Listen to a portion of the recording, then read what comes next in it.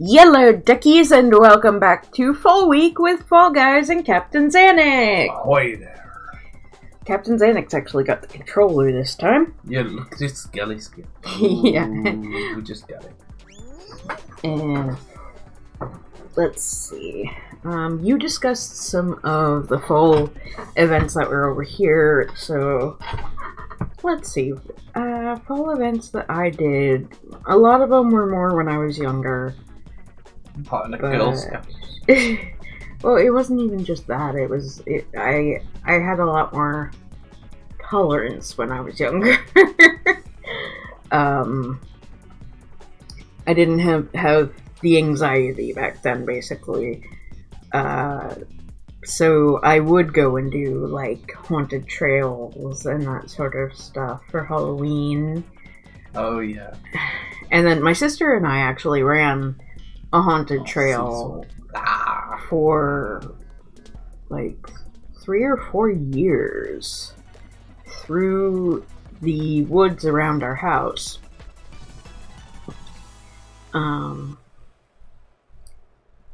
But over the mountain, let's through the woods to grandmother's house we go.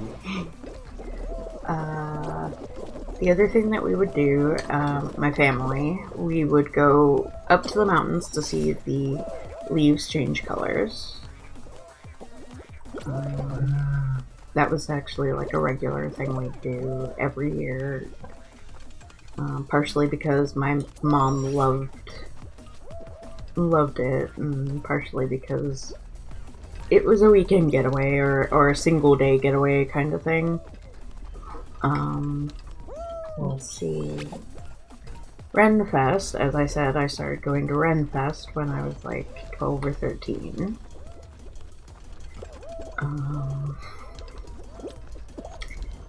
Cornfield mazes, which I actually introduced CaptainZanic to. Yeah, on my first visit. Yeah. Those were a lot more manageable when I was younger and had more energy. I admit we got worn out really easily, but it was very, very hot that day that we went. We managed. Yeah, the thing is, the corn maze that we went to, it's one that I grew up going to, and they're pretty good about having like stops for water and that sort of thing, but you have to build the maze with pieces that they have at little stations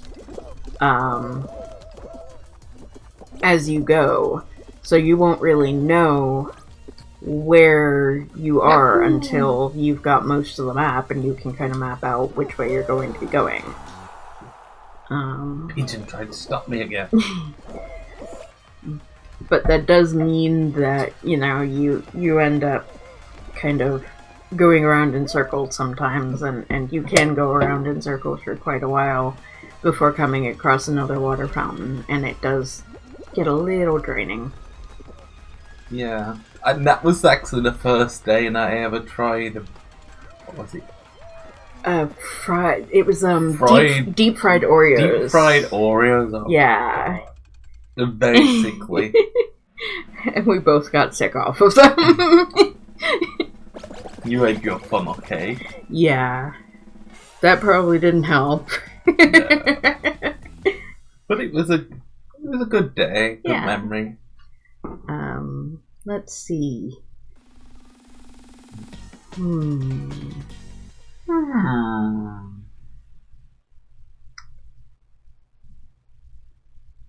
Like camping when I was young, that was with the Girl Scouts.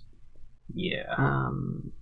Was that typically a fall thing then? Yeah, because it was a little more manageable when it was fall, especially in the south, you gotta think. The heat. Yeah, it would be like, most things are like summer camps, but with the Girl Scouts, there are some troops that don't meet over summer, because it's summer break. You know, the kids just want to go out and play. Of course they do. My troop did meet over summer, but we did more like water-based things and just general summary things that you wouldn't really be able to do otherwise. So like if we had saved up funds, if we'd gotten enough from cookie sales or whatever else we had done, we would go to one of the water parks, and of course I'd always get sunburnt. And like Carowinds was a major stop for a lot of youth groups either way. Let's see. But yeah, I'm quiet right now. Yeah, he's focusing. I'm just I'm drowning out the mental back noise that he's got, really. Let's see. But yeah, camping was more of a fall thing in the South because of the amount of heat and the risk of heat exhaustion in the US in the South. So like we could get away with going to a campsite.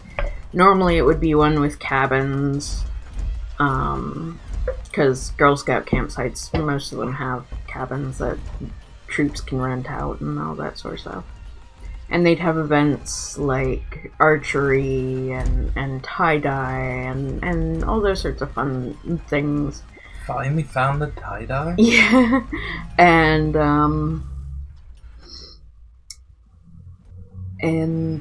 then at night we would do campfires and s'mores. Yes. And then normally, like, most of the troops would go and they'd set up in the cabins and all that, but I was very, very particular, and I would get antsy, and I freaked out over every little bug when I was young.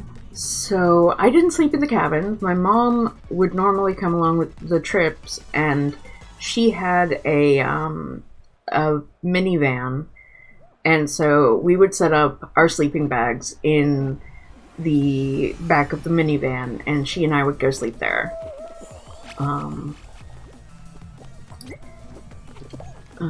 But it didn't always work out to help, really.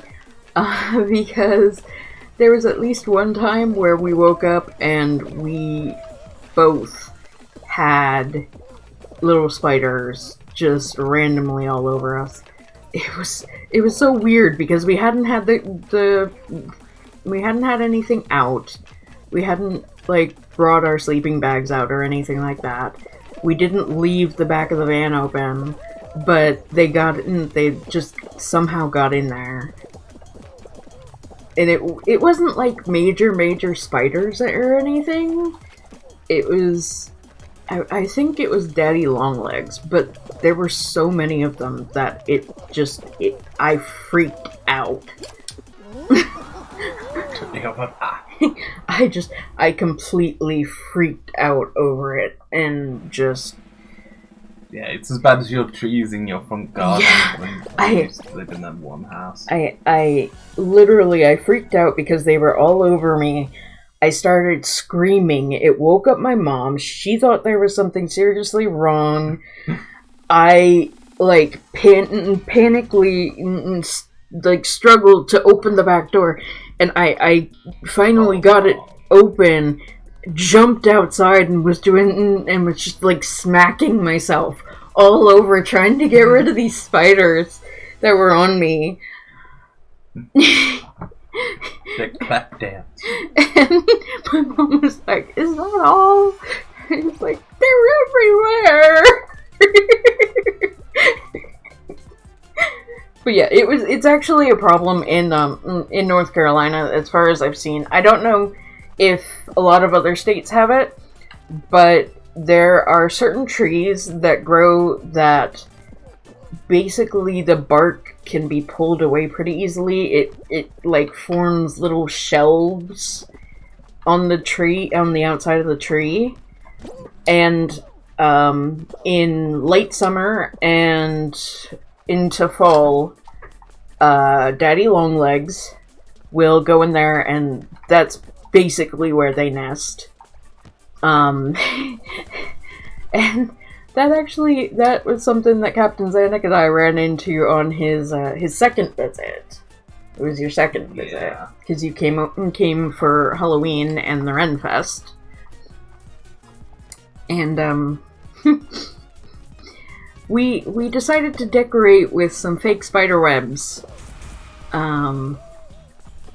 around these shelved trees. I don't know what kind of trees they are, but yeah. And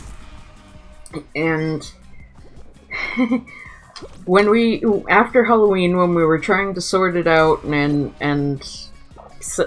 get rid of the decorations,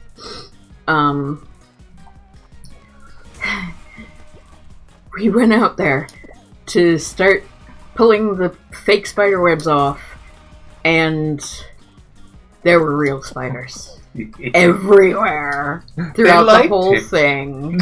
Oh yeah, they were really entertained by it. As soon as I saw it, I was like, nope, can't touch it, nope, can't, no. I had to go down the area, like, we had a whole front of our woods area that we decorated with these fake spider webs, the cotton thing, and I looked particularly for the areas that didn't have real spiders, and I would pull those off, and left the spidery bits for CaptainZanic to deal with. Oh my gosh, how are you doing? What the? Yeah! 15?! Yellow power. Now watch me lose in the final. Because it's probably going to be hexagon and oh no, please don't be hexagon. Honestly, with 5, it should be Fall Mountain. Or Royal Fumble's not bad. Oh lord. Yeah, but at least there's a chance. Yeah, there's a chance. So, did you enjoy your fake spider webs? No. Not at all. Who has the tail? That person over the tail. Yeah. Just keep an eye on them. It's the one person who has the Gato Roboto outfit.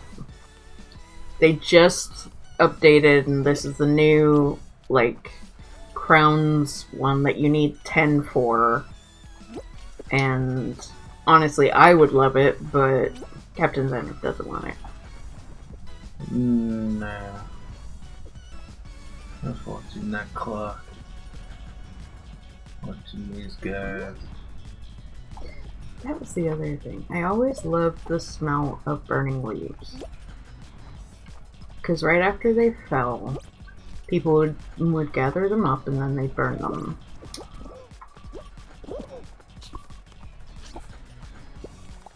It's between those two. They're really back and forth about it. Oh, the pigeon's got it! Don't let the pigeon win. Nope.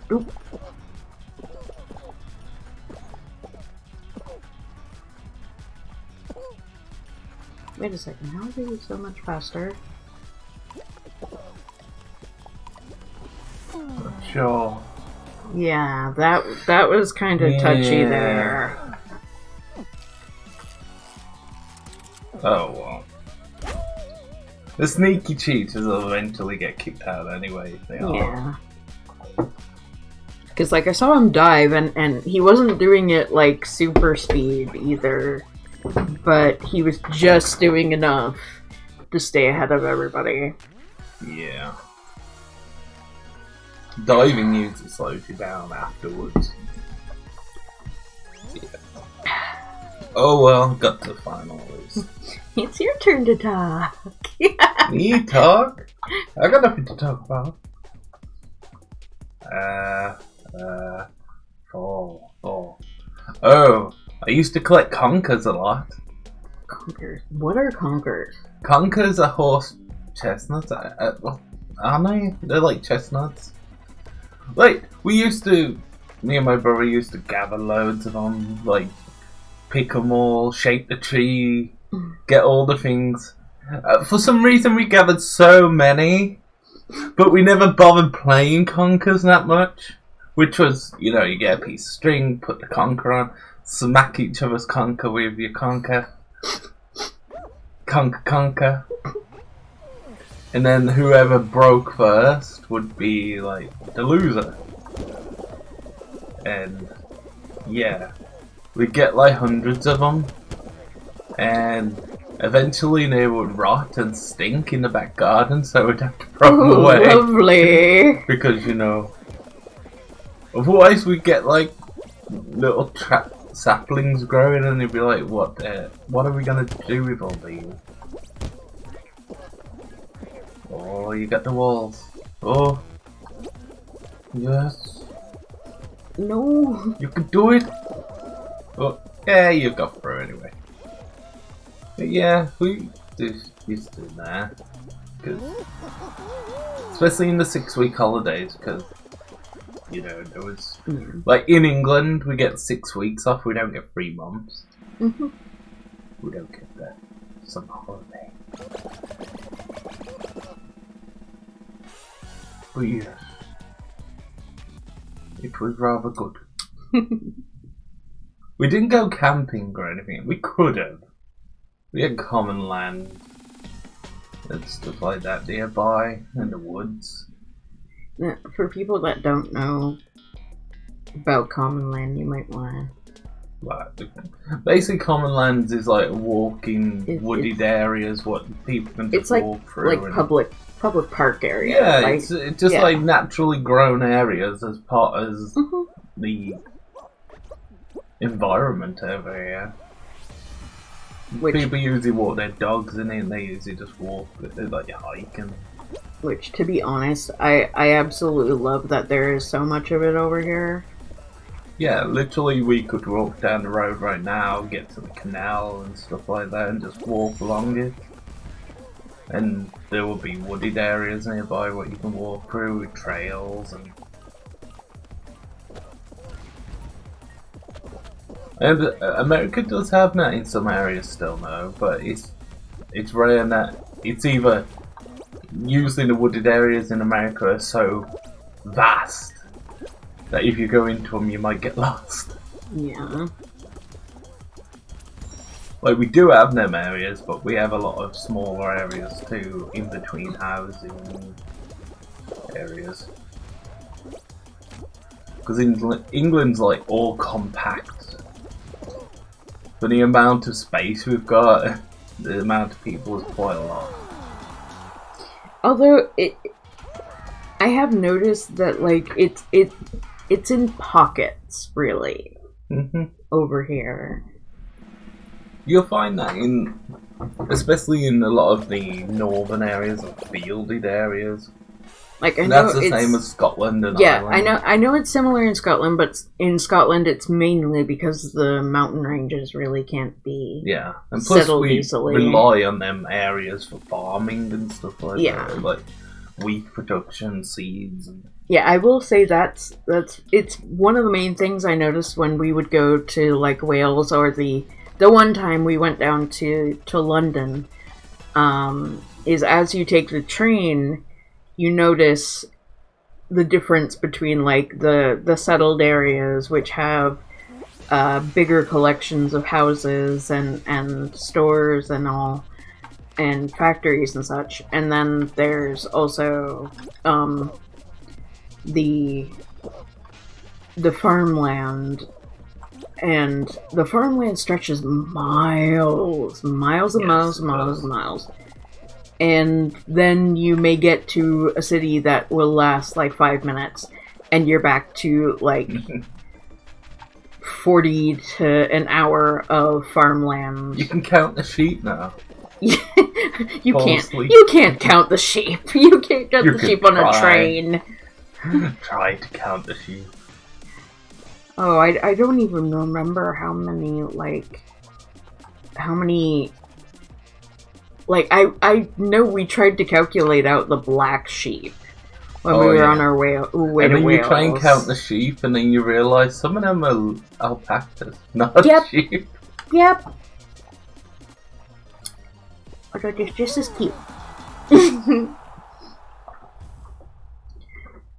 And then horses and areas that have been settled by gypsies. Yeah. Which, guys, if you watch the American side of the gypsy show, whatever it is, that is nothing. Okay? It is terrible and it is wrong. Look up, what is it? My Gypsy Wedding or something like that, and the UK-based shows. Yeah. And it goes into the actual culture a bit more. And honestly, it's a little bit of a fascinating topic. And yeah, I admit I don't understand what the American gypsy thing is, because we was watching it on Cinnamon Toast Ken, how he reviewed the show, and it makes absolutely no sense to React me. Cow. It's insane, literally insane, and it looks like it's just the same, 10 to 20 people. Yeah. All the time. I kind of question if it isn't just acting a lot of the time, but and then again, a lot of American shows and even British shows at times are done for entertainment purposes. Yeah, but at the same, I will say that over here in England, I feel that the documentaries are a bit more natural. Like, they come a bit more just raw footage to you, rather than fully edited and trying storied to push out. Into, yeah. Oh, you got hexagon. Oh no. This isn't fair enough. It should be better with the pad though. So yeah, I will say that that is something that I've noticed, because over here there's a lot of. I'm just gonna go ahead and. Yep. Oh, that was close. Yep. I'm actually not really bothering that much right now. I'm probably going to get down to the bottom here and just tear through. Woohoo!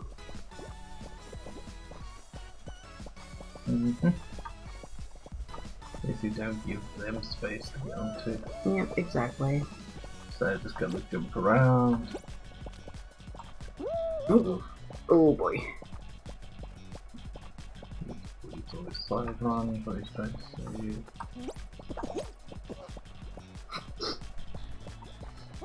Oh. No, you're on the bottom floor. Yeah, so, I know. Yeah. No! That's not being careful. Okay. But yeah, okay. As I was about to say, it's in America the documentaries are very edited, and you don't really get the whole story. Like, we were watching Making a Murderer, and as I'm sure that a lot of people have seen, they left out key evidence that was shown in the cases, but it all was just done to add that layer and all, and honestly, I'm still in two minds of it, but yeah. Anyway. Yeah. Anyway. That's gonna be it for this episode, guys, so thank you all for watching. Please like, comment, share, and subscribe. Don't forget to ring the bell icon to keep up to date on all the videos. And remember to free the feral wildflower in you. Shake them bones. Bye bye.